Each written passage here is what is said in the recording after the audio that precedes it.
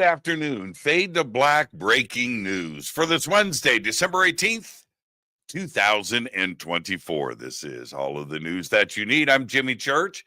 Now, according to my producer, Renee, he says today completes 10 years of Fade to Black. And as of tomorrow, I move into my 11th year.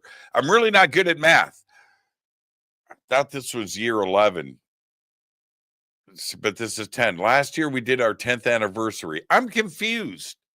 Is this our 11th anniversary or the 11th anniversary is tomorrow? See, she's messing with me. All right, let's get to it. Busy news day. And also, I wanted to say to everybody, if you have noticed, I've worn all black all week. I'm doing a bunch of media and I'm doing interviews, and some are video, some are written. But I don't know what's going to get broadcast or I don't know. So I have to prep. I have to be ready to go. And I can't wear a Van Halen T-shirt. It's unprofessional. So I've been dressing in black every single day. It makes my wardrobe choices much easier. I just want to let you guys know. Oh, by the way, it's been a different black shirt every day. It's just been black. All right, this week on Fade to Black Monday, we had Joshua Cutchin and Ryan Grulick with us to talk about their film Lady of the Lake. Last night, Dr. Dan Biddle was with us, Giants in the Bible. Very interesting conversation last night. Tonight, Joshua Shapiro is with us. We're going to be talking about crystal skulls. I'm going to bring in a bunch of my skulls here into the studio. We'll be doing that. And then tomorrow night is our once a month AMA AJA, Ask Jimmy Anything. That's right. I'm talking about myself in the third person once again. Ask me anything tomorrow night right here on Fade to Black. I do have 4 major events coming up, and I just got off the phone with the good folks over at the Conscious Life Expo. That is coming up February 7th through the 10th, 2025 at the LAX Hilton, biggest conference in the world. Links for that are below. Rise of the Guardians right after that, March 29th and 30th, 2025 in Sedona, Arizona. Then I'm heading out to the Midwest for the Contact Modalities Expo. That is May 2nd, 3rd, and 4th. 2nd, 3rd, and 4th, 2025, Delavan, Wisconsin, right there at Delavan Lake. Then I'm heading back to Peru, this time for the Inca celebration of the sun with Brian Forrester. That is June 17th through the 27th, 2025. HiddenIncaTours.com. The links for everything are below. All right, let's get straight to it on my last day of 10 years. I think that's right. I don't know. I got to depend on Renee. She's much smarter than I am. On this day in history, 1620, the Mayflower arrives at Plymouth Harbor in Cape Cod. They were aiming for the Hudson River. Go figure.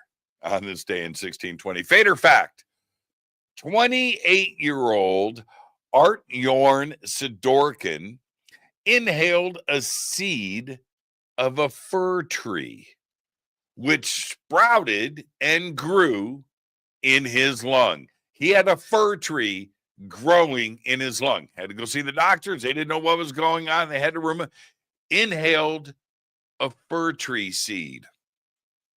And that, it's incredible, but that is your Fader fact. All right, let's get to the breaking news.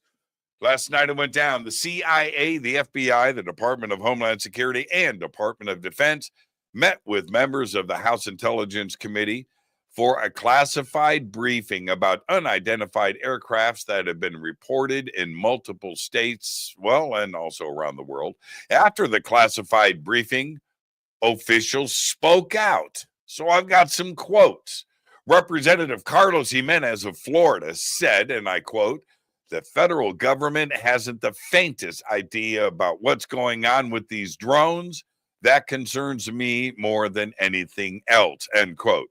Tim Burchett of Tennessee said, and I quote, "When have they ever told us the truth on anything? Come on, this thing has been going on, and I don't think they have control of it, and they don't know what to do. So they're just gonna lie," end quote. That's from Tim Burchett.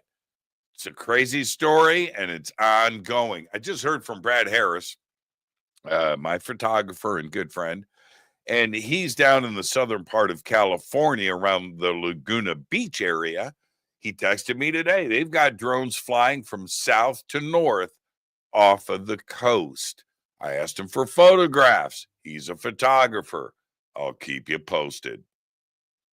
Archaeologists in Kuwait have discovered a 7,000-year-old clay figurine that looks like, well, an alien. The ET kind. Its style was common in ancient Mesopotamia, although it's the first of its kind ever to be found in Kuwait or the Arabian Gulf. Now, it's small. It's finely crafted, by the way. It's got slanted eyes, it's got a flat nose, elongated skull, and was found during excavations this year at Baha 1, a prehistoric site in northern Kuwait, where a joint Kuwaiti-Polish team has been excavating since 2009. Baha 1 was one of the Arabian Peninsula's oldest settlements, with occupation lasting from around 5,500 to 4,900 BC. Occupation that may have started with E.T. Chinese astronauts Kai Jushi and Song Ling Dong, I'm not making that name up, have just shattered a world record. They performed the world's longest single spacewalk outside of the Tiangong space station yesterday, December 17th. According to the China Manned Space Agency, otherwise, it's referred to as SIMSA, the extravehicular activity, the EVA or spacewalk, lasted 9 hours and 6 minutes. How do you go to the bathroom? Tata Group, that's right, Tata, it's from India. Tata. Insert joke here. Tata Group, who owns Jaguar Land Rover, arranged for a whistleblower to be fired for raising concerns about safety of electric cars it has designed. Confidential emails between executives at Tata Group reveal that they retaliated against mechanical engineer Hazar Denley for posting concerns on Reddit that lives were being put at risk. He was then blacklisted and sacked. Yeah. U.S. authorities right now are investigating an earlier model of the same car after 28 reports of safety defects and a crash which involved a family of 4, and they were killed. He was sacked. Whistleblowers, they're a big deal. They need to be protected. I guess if you're Tata in India, you don't care. You've even got an email chain implicating everybody. There you go. All right, whistleblowers. We need to protect them, especially of the ET alien kind. Almost 36 high-rise condos and luxury hotels along the beach in South Florida are sinking, and all of this according to a new study. The 35 buildings surveyed along an almost 12-mile stretch of Miami Beach have sunk or settled up to 3.1 inches. That's a lot. About half of the buildings are less than a decade old, according to scientists at the University of Miami School of Marine, Atmospheric, and Earth Science. The study was published Friday. That's absolutely incredible. Adultery, that's right. Adultery is no longer a crime in New York. Governor Kathy Hochul on Friday signed off on repealing a 1907 law prohibiting the act. Now, check this out. New York's penal law previously said that, and I quote, a person is guilty of adultery when he engages in sexual intercourse with another person at a time when he has a living spouse or the other person has a living spouse.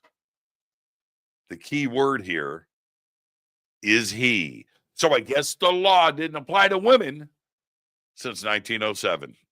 Coffee prices continue to increase and reached an all-time high in late November as the impact of drought began to take hold of the industry. Brazil and Vietnam, two of the largest coffee producing countries on the planet, dealt with drought during 2024, dramatically reducing yields and increasing the prices of supplies that remain. Brazil has soil that won't hold water, and Vietnam saw its worst drought in nearly a decade. And by the way, it's not just coffee, it's chocolate, rice, and tomatoes are all also at risk. And finally, I'll leave you with this.